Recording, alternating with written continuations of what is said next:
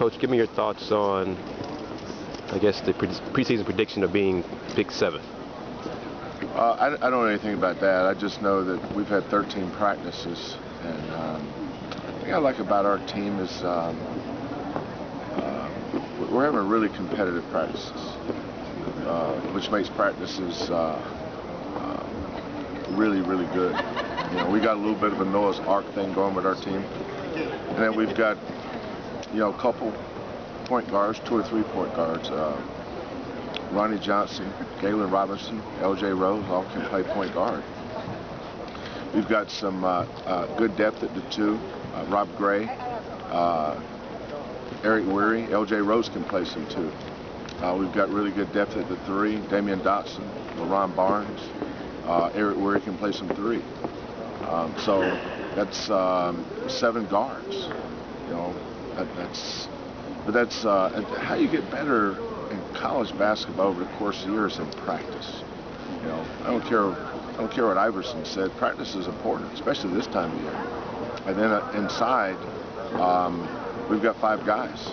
You know, Kyle Meyer and Bert Colley at the 5.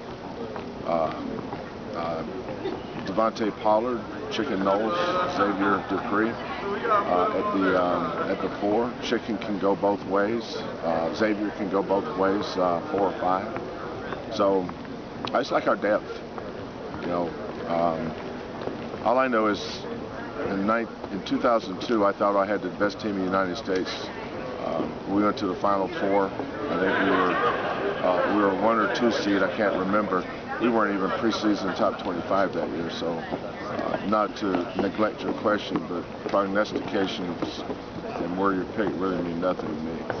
How is LJ? Is LJ healthy and ready? Does he look good in practice so far? Yeah. He's the biggest problem that he fights is getting himself in shape, because he didn't do anything from February 18th until October 11th. No conditioning, no nothing. I think he wrote an Alter G, which is a gravity treadmill. I'm not sure how good a workout you get on that thing. So, you know, he gained weight.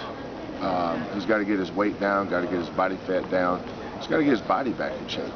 You know, he looks more like a pulling guard than he does a point guard right now. But LJ's been through this a few times. You know, he's had some bad luck. You know, it's nobody's fault. You know, he just was born with a brittle foot. He broke it 3 times, same foot. And I think when you have that, there's a psychological component that you fight through. But LJ's a great kid. I love him to death. A lot of kids would have quit after what he's been through. But LJ has hung in there. I have a lot of respect for that young man. Just to be around it, I see the kind of teammate he is. I see the kind of person he is. You know, like going to China this summer. Couldn't play, but he was on that bench cheering for his teammates, offering advice to Galen, taking Galen under his wing. You know, that's the camaraderie and the chemistry we have on this team is really impressive. That's why those prognostications mean nothing to us. Has anyone surprised you in practice thus far? Well, I had him, you know, we started practicing July 28th. So I've coached him 4 times, so I kind of know him now. I don't know that there's been any surprise. I do think that Rob Gray, not a lot of people talk about him. He's kind of been under the radar. But all our kids have interesting stories. For instance, Rob was on a recruiting visit at Tennessee. He had committed to Tennessee.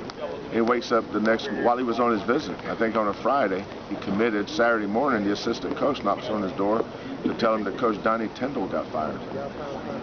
Next weekend, he was in Houston, committed to us.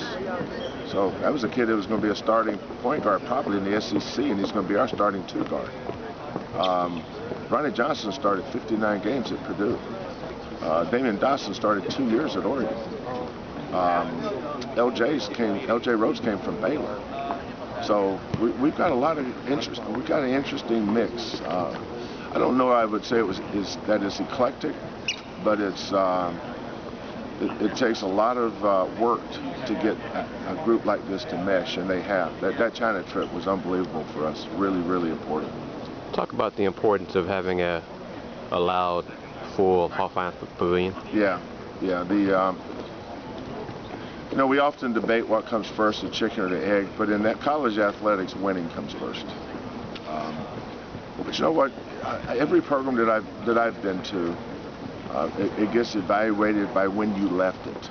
Like when we left Washington State, we were packing.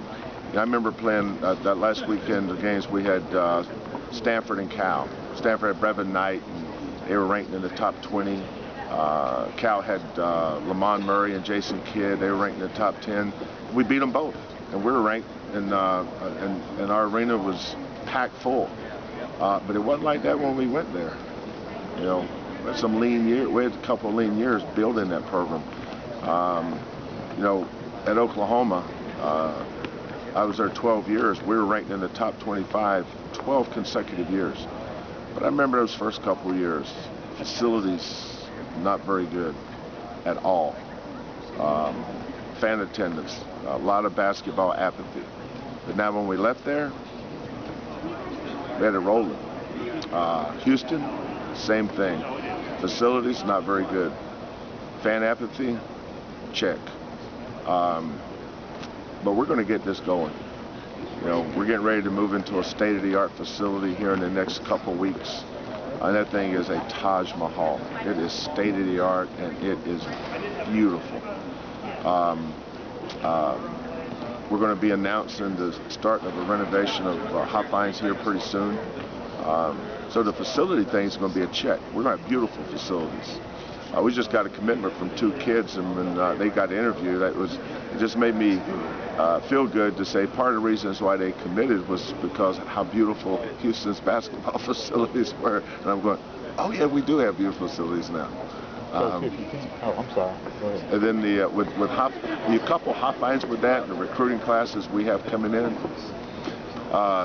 we're going to get that going. But you got to win first, and it starts with the students. We can't depend on our alumni to come to Tuesday and Thursday and Wednesday night games. I expect them to be there on weekends.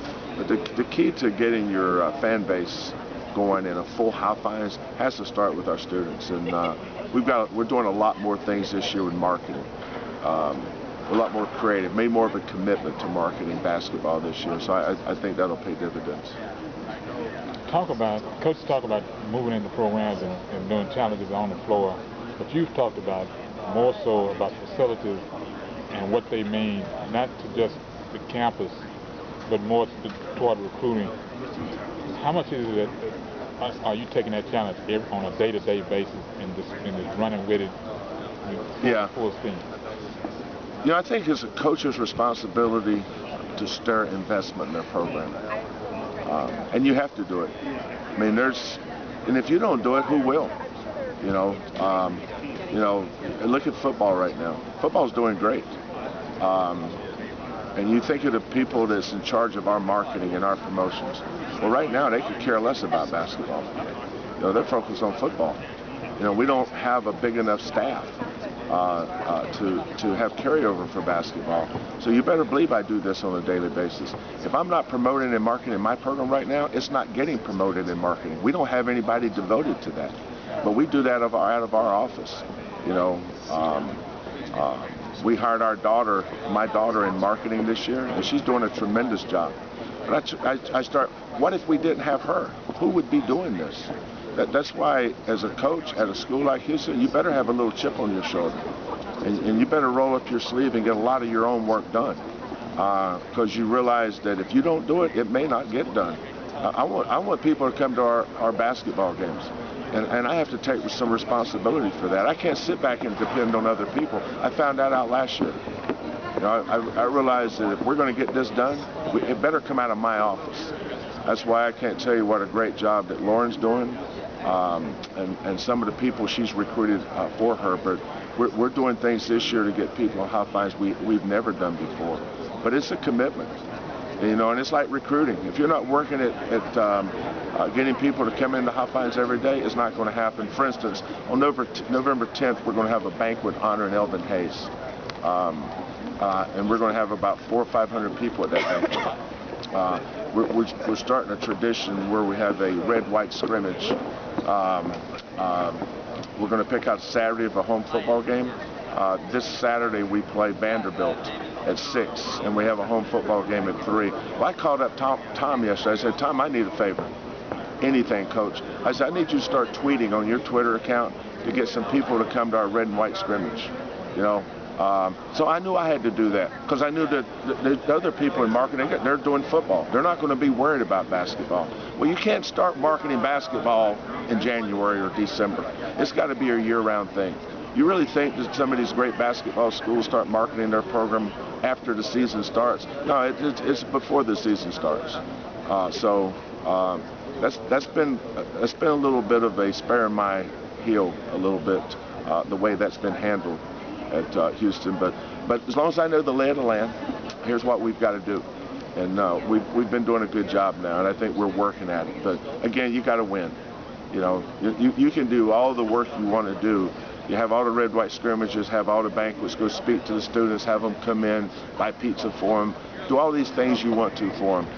The thing that markets basketball more than anything else is winning. And I think this is the year we start doing that. Thanks, Coach. Thanks, Coach.